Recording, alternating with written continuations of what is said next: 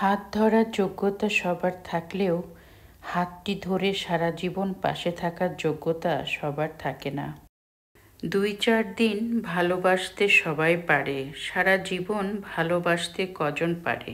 আসসালামু আলাইকুম, কেমন আছেন সবাই? আশা করছি আমার প্রিয় ভিউয়ার্সরা যেখানে আছেন আর আজকে আমার ব্লগটি দেখছেন সবাই আল্লাহর রহমতে অনেক বেশি ভালো আছেন। আলহামদুলিল্লাহ, আমরাও ভালো আছি।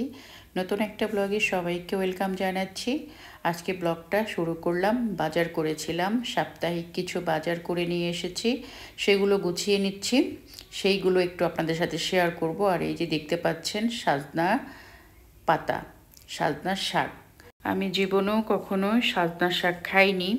একটা ইন্ডিয়ান চ্যানেলে এই শাকটা দেখে, তাদের খাওয়া দেখে আমার খেতে মন চাইলো, তাই আমি কিনে নিয়ে আসলাম। আর এই শাকগুলো কিন্তু অনেক দাম, আর এই শাকগুলোর ওষুধি গুণাগুণ আছে নাকি অনেক বেশি। ভাবলাম শাকটা নিয়ে যেই রান্না করে খেয়ে দেখি কেমন লাগে। আর আমি আজকে শাকটা রান্না করব, জীবনের ফার্স্ট টাইম রান্না করব এবং প্রথম খাবো। বাজারগুলো এখন সুন্দর করে গুছিয়ে নেব।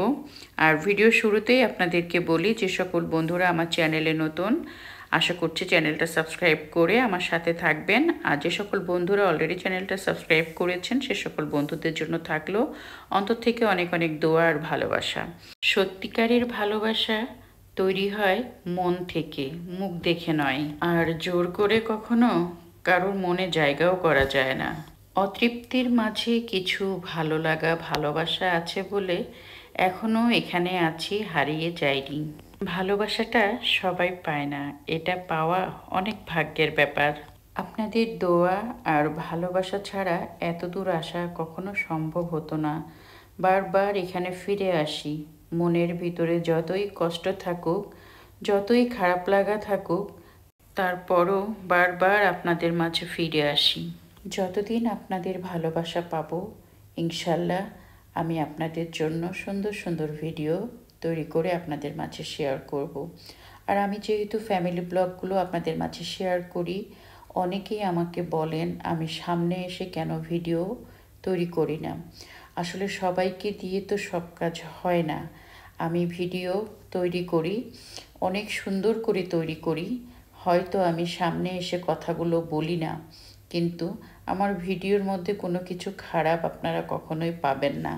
আমি সবসময় চেষ্টা করি ফ্যামিলি ব্লগ যেরকম হয়, আমি প্রবাসী থাকি এখানে, কিন্তু অন্যান্য ব্লগারদের মতো আমি পারি না যে আমার বাসায় গ্যাদারিং করতে, নিয়ে মানুষ নিয়ে এসে আড্ডা দিয়ে সেগুলো ভিডিও করে আপনাদের মাঝে ছাড়তে। অনেকের কাছে হয়তো ভালো লাগে না, অনেকেই আছেন আপনারা পছন্দ করেন বাসায় গ্যাদারিং করছে, খাচ্ছে দাচ্ছে, আড্ডা মারছে, গল্প করছে, এই ধরনের ব্লগগুলো ভালোবাসেন। আসলে ইউটিউবে এখন দুই ধরনের দর্শক আছেন। একজন আছে খুব মজা মাস্তি আড্ডা এগুলো দেখতে পছন্দ করেন, আরেকজন আছেন খুব গরিব, মানে যারা রান্না করে খেতে পারে না দুবেলা, ওই ধরনের, মানে বনে জঙ্গলে হাঁটাহাঁটি করে সেখান থেকে তরকারি নিয়ে এসে ভাঙা ভাঙা হাঁড়ি পাতিলে রান্না করছে, তাদের গ্রামের ভাষায় কথা বলছে, একই ফ্যামিলির থেকে 10-12টা করে ভিডিও চলছে। ওই ধরনের ভিডিওগুলো আপনারা দেখতে অনেকেই পছন্দ করেন। আসলে আমরা তো ওই ধরনের ব্লগ তৈরি করতে পারবো না। আমি যাদের ব্লগ দেখি বেশিরভাগ প্রবাসী আপুরাই আমার মতো করেই ভিডিও তৈরি করেন। তারা ক্যামেরার সামনে কিন্তু আসে না, তারা ক্যামেরার পিছনে থেকে কাজগুলো সুন্দর করে দেখায়। আর সেই সমস্ত ব্লগে অনেক কিছু শেখার আছে। প্রবাস জীবন যে কতটা কষ্টের প্রবাসীরাই বুঝে, এটা কিন্তু অন্যান্য মানুষরা বুঝতে চাবে না। একজন প্রবাসী বুঝতে পারবে প্রবাসী জীবনটা যে কত কষ্টের। আর আমি আপনাদের সাথে আমার ব্লগগুলো শেয়ার করি। আমার প্রিয় প্রিয় কিছু আপু আছেন, ভাইয়ারা আছেন, তারা আমার ব্লগগুলো খুব ভালোবেসে শখ করে দেখেন। নিশ্চয়ই তাদের কাছে ভালো লাগে। আর অনেকেই আছেন আমাকে বলেন যে আপনি কখনোই ক্যামেরার সামনে আপু আসবেন না, আপনার ভিডিও আমাদের কাছে এমনিতেই ভালো লাগে। আবার অনেকেই আছেন বলেন যে কেন ক্যামেরার সামনে এসে কথা বলেন না। আসলে আমার নিজেরও কিন্তু ইচ্ছে করে না আমি ক্যামেরার সামনে এসে কথা বলি। আর একটু দেখাই, এই যে এখানে শোল মাছ নিয়েছি, এই শোল মাছগুলো আমি বাংলাদেশ থেকে নিয়ে এসেছিলাম। আর এই যে সাজনা শাকটা সুন্দর করে ধুয়ে আমি পানি ঝরাতে রেখে দিয়েছি, এটা এখন কুচি কুচি করে কেটে তারপরে আমি চুলায় বসিয়ে দিব। আর আজকে আমি শোল মাছ রান্না করব। এই যে জালি কুমড়াটা আছে, এটা হচ্ছে কি জালি চাল কুমড়া। আর নেহার জন্য আমি আজকে চিংড়ি মাছ ভুনা করব, কারণ নেহা তো এই শোল মাছ খাবে না। আর এই যে আমি সুন্দর করে ধুয়ে কেটে সাজনা শাকগুলো বসিয়ে দিয়েছি। আর একটু পানি দিয়েছিলাম, অনেক পানি দিয়েছি। জীবনের ফার্স্ট টাইম রান্না করছি তো এই শাকটা না রাবারের মতো মনে হচ্ছিল। মানে আমি মুখে দিয়ে যতবার চাবাচ্ছি মনে হচ্ছে সিদ্ধ হচ্ছে না। তো অনেক কষ্ট করে অনেক বেশি বেশি পানি দিয়েছি, দিয়ে আমি শাকটা অনেকক্ষণ ধরে রান্না করেছি। করার পরে এখন এই যে তেলের উপরে দিচ্ছি পেঁয়াজ, রসুন, শুকনা মরিচ সব কিছু দিয়ে একটু জিরা দিয়েছি, আস্ত জিরা দিয়ে আমি সুন্দর করে একটু ভাজা ভাজা করে নেব। আর এই রান্নাটা ইন্ডিয়ান একটা চ্যানেলে আমি দেখেছি, খুব মানে নামকরা একটা চ্যানেল, ফ্যামিলি ব্লগ দেখায়। তো সেই চ্যানেল থেকে আমি এই রান্নাটা শিখেছি, আজকে রান্নাটা করলাম। আর এই শাকটা কিন্তু আমি গরম গরম ভাতের সাথে খেয়েছিলাম।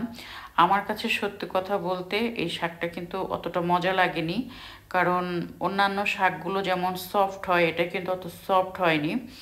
এমনি ভালো, কিন্তু আমার কাছে অতটা ভালো লাগেনি। এই যে শাকটা দেখতে পাচ্ছেন। আর এই যে শোল মাছ দিয়ে আমি জালি চাল কুমড়াটা রান্না করেছিলাম। আর নেহার জন্য দুপুরবেলা আমি একটু চিংড়ি মাছ ভুনা করেছিলাম। আমার দুপুরের মেনুটা আপনাদের সাথে একটু হালকা পাতলা শেয়ার করলাম। রান্না বান্না শেষ করে আজকে আপনাদের সাথে শেয়ার করব, বাংলাদেশ থেকে আমি টেবিলের জন্য সুন্দর ম্যাট নিয়ে এসেছিলাম, মানে টেবিল রানার নিয়ে এসেছিলাম। সেটা আজকে টেবিলে পারবো। কিভাবে টেবিলটাকে সুন্দর করে আমি একটু গুছিয়ে সাজিয়ে রাখি সেটাও আপনাদের সাথে শেয়ার করব। সবসময় মন চায় একটু সাজিয়ে গুছিয়ে থাকতে, কিন্তু হয়ে ওঠে না। পরিবেশ পরিস্থিতির কারণে আমি ওই রকম সুন্দর করে সাজিয়ে গুছিয়ে থাকতে পারি না। যতটুকু পারি সেটা আপনাদের সাথে শেয়ার করি। আর এই যে দুপুরের মেনুটা আপনাদেরকে দেখিয়ে দিলাম। আড়ং থেকে আমি সুন্দর দেখে রানার কিনে নিয়ে এসেছিলাম, আর খুবই রিজনেবল প্রাইস, 2000 টাকা। এই যে এটার দাম। এটার কালারটা কিন্তু আমার কাছে খুবই ভালো লেগেছে, হালকা হালকা কালারের জিনিসই ভালো। ওখানে রেড কালারও ছিল। আপনাদের ভাইয়া বলছিল রেড কালারটা নেওয়ার জন্য, যে আসলে মানুষজনকে খেতে দিলে দেখা যায় নষ্ট করে ফেলে। নষ্ট তো জিনিস হবেই, তারপরেও একটু লাইট কালার নিলে সুন্দর লাগে দেখতে। আর রেড কালারটা নিলেও ভালো লাগতো, রেড কালারের ডিজাইনটা খুব সুন্দর ছিল, কিন্তু আমি এটা পছন্দ করে নিয়েছি। এখন আমি সুন্দর করে আমার টেবিলটাকে সাজাবো আর আপনাদের সাথে শেয়ার করব। এর আগে যে রানারটা পাড়া ছিল সেটাও কিন্তু আমি আড়ং থেকে কিনে নিয়ে এসেছিলাম, কারণ আড়ংয়ের জিনিসগুলো একটু সফট হয়, ভালো লাগে আমার কাছে। সুতার তৈরি থাকে, আমার যতটুকু মনে হলো এগুলো সুতো দিয়েই তৈরি করা। আর দুবাই শহরেও কিন্তু রানার পাওয়া যায়, সেগুলো অনেক হার্ড, শক্ত, আবার কিছু আছে নেটের। আর এই টেবিলটাতে নেহা টিচার আসলে পড়াশোনা করে, সেই জন্য এই টেবিলটাও সুন্দর করে গুছিয়ে বা সাজিয়ে রাখা যায় না, কারণ এই টেবিলটাতে রানার খুব সফট রানার পাড়তে হয়। তা না হলে টিচার একটা ল্যাপটপ নিয়ে আসে, আবার নেহার একটা ল্যাপটপ থাকে। যদি মাঝখানটা উঁচা হয়ে থাকে তাহলে ওদের ল্যাপটপটা এখানে রাখতে ওদের কষ্ট হয়, সেজন্য আর কি খুব সফট রানার আমার এখানে বিছিয়ে রাখতে হয়। আর এই যে আমি একটু সুন্দর করে টেবিলটা সাজাচ্ছি। আর আমার কাছে কিন্তু সাজানো গোছানো ঘরবাড়ি দেখতে অনেক ভালো লাগে। আমার বাসায় কিন্তু ছোট কোনো বাচ্চা নাই, দেখা যায় আমি একদিন যদি সুন্দর করে ঘরটা গুছিয়ে রাখি, 2-3 দিন কিন্তু ওই রকমই থাকে। আমি মাঝে মধ্যে এদিকের জিনিস ওইদিকে, ওইদিকের জিনিস এইদিকে করে একটু ওলট পালট করে ঘরটা একটু যাতে অন্যরকম লাগে, মাঝে মধ্যে কিন্তু আমি সেই কাজটা করে থাকি। নতুন রানার দিয়ে ডাইনিং টেবিলটা আজকে একটু সাজালাম, কমেন্ট করে জানাতে পারেন কেমন লাগছে। কিছু জিনিস কিনে আনার পর সেটা যদি মনের মতো হয় তখন কি যে খুশি লাগে। আমার কাছে তো খুবই ভালো লাগছে, টেবিলটা সুন্দর করে সাজিয়ে গুছিয়ে নিয়েছি।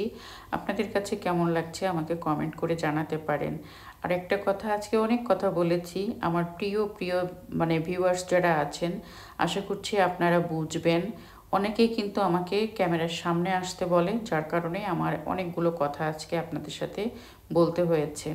আর যারা আমাকে ভালোবাসে তারা আমাকে না দেখে এমনিতেই ভালোবাসবে, আর যারা আমাকে ভালোবাসে না তাদের সামনে এসেও যদি আমি বসে থাকি, আমাকে তারা ভালো কখনোই বাসবে না। যাই হোক, সবার মন মানসিকতা তো এক না, যে যেরকম চিন্তা করে সে সেরকমভাবেই বলবে। তো আমি আজকের মতো আপনাদের কাছ থেকে বিদায় নিচ্ছি। সবাই ভালো থাকেন, সুস্থ থাকেন, আমাদের জন্য দোয়া রাখবেন। আল্লাহ হাফেজ।